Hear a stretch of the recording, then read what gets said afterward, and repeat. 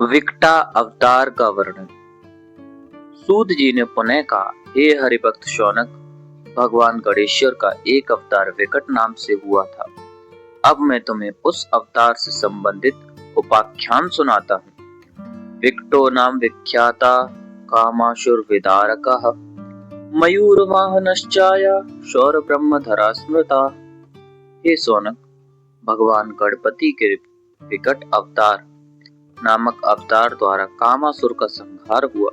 यह प्रभु सौर ब्रह्म के धारण करने वाले मयूर वाहन कहे जाते हैं। उनकी कथा निम्न प्रकार है। एक बार की बात है, जलंधर नामक बहुत प्रबल असुर हो रहा था। समस्त संसार उससे त्रस्त था। उसकी पत्नी वृंदा पतिव्रता थी।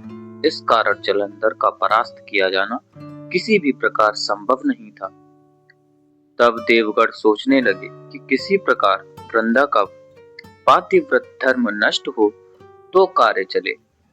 इस कार्य को हाथ में लिया भगवान विष्णु ने और जलंधर का रूप बनाकर वृंदा के भवन में जा पहुंचे।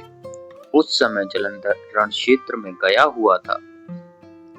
वृंदा ने विष्णु को पति रूप में देखकर उनका बड़ा सत्कार किया। उसका स्पर्श करते ही विष्णु का शुक्र स्खलित हो गया, जिससे एक अत्यंत तेजस्वी असुर की उत्पत्ति हुई। वह असुर अदृश्य की प्रेरणा से दैत्य गुरु की सेवा में पहुंचा और उन्हें प्रणाम कर एक ओर खड़ा हो गया। फिर बोला, प्रभु, मुझे शिष्य रूप में स्वीकार कीजिए। शुक्राचार्य बोले, तू कामातुरता के कारण उत्पन्न हुआ है, इसलिए तेरा नाम कामासुर होगा। तू भगवान शंकर के पंचाक्षरी मंत्र नमः शिवाय का अनुष्ठान कर। कामासुर का वर प्राप्त करना। कामासुर गुरु चरणों में प्रणाम कर निर्जन अरण्य में चला गया और आचार्य द्वारा बताई गई विधि से पंचाक्षरी मंत्र के जप पूर्वक शिव जी को प्रसन्न करने लगा। उसके कठोरतम तप से संतुष्ट हुए देवादिदेव महादेव प्रकट हो गए।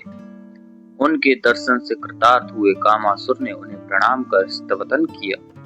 फिर विनय युक्त वचनों से बोला, आशुतोष प्रभु, आपने आज मुझे कृतार्थ कर दिया है। हे नाथ, मैं आपके चरणों की सुदृढ़ भक्ति की याचना करता हूँ। शिव जी बोले, वह तो तुझे सहज ही प्राप्त हो गई वत्स। अब तेरा अन्य अभिष्ट हो वह भी मांग लो। मेरे लिए अपने भक्त की अभिलाषा पूर्ण करने में अदेय कुछ भी नहीं है। कामासुर ने हर्ष पूर्वक निवेदन किया, हे नाथ, मैं समस्त ब्रह्मांड को अपने अधीन करना चाहता हूँ, इसलिए आप वही वर दें जिससे मैं त्रिलोक्याधीश बन सकूं और मृत्यु को भी जीत लूं और मुझे कभी किसी का भय विचलित ना कर पावे। शूलपाणी शंकर बोले, असुर, यद्यपि तुम्हारी याचना तो देवताओं के लिए भी दुर्लभ है, फिर भी मैं तुम्हें वर देता हूँ कि तुम्हारा अभिष्ट अवश्य पूर्ण हो। वर देकर आशुतोष प्रभु अंतर्हित हो गए और कामासुर अपने स्थान को लौटा।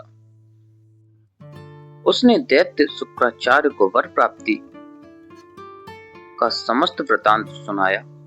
उन्होंने उसे दैत्योश्वर के पद पर प्रतिष्ठित कर महिषासुर की पुत्री तृष्णा से विवाह करा दिया। फिर उस दैत्य ने अपनी सेना एकत्र करनी आरंभ की। अनेक असुर योद्धा उसके मित्र और सहायक बन गए। रावण, शंबर, महर्षि बलि और दुर्मद, यह 5 मंत्री थे।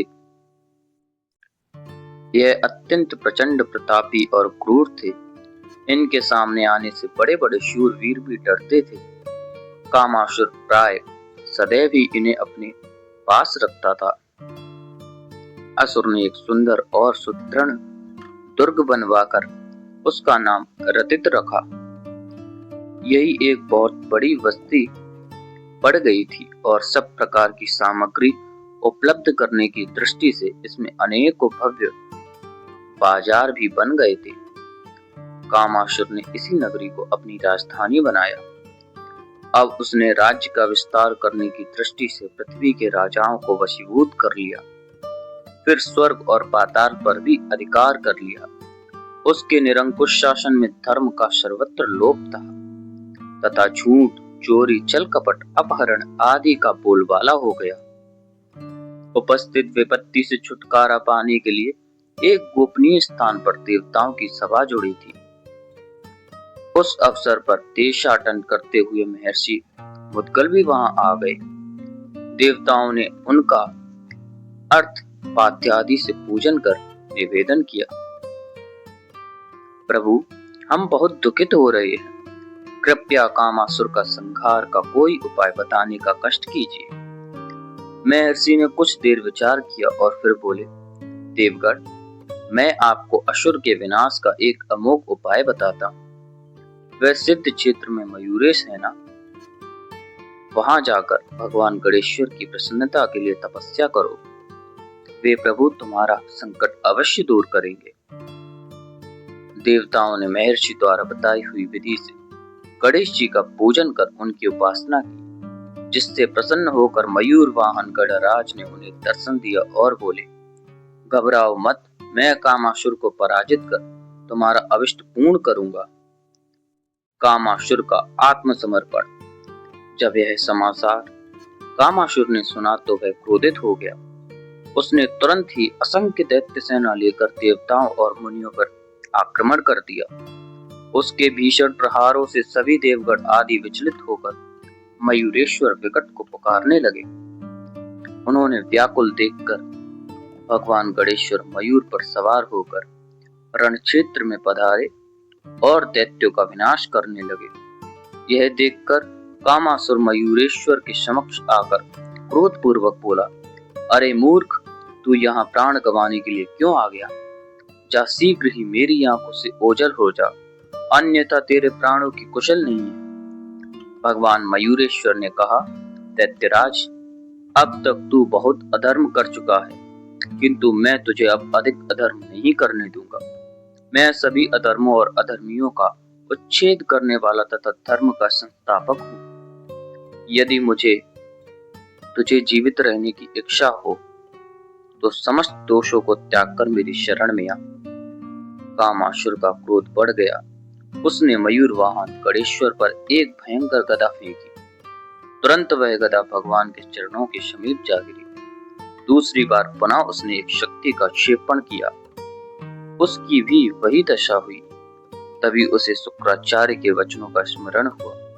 उन्होंने कहा था, राजन, यदि भगवान मयूर वाहन युद्ध में आ जाएं, तो तुम उनकी शरण ले लेना, क्योंकि वे ही सर्ग, स्थिति और प्रलय के कारण रूप आदि देव गणेश्वर हैं।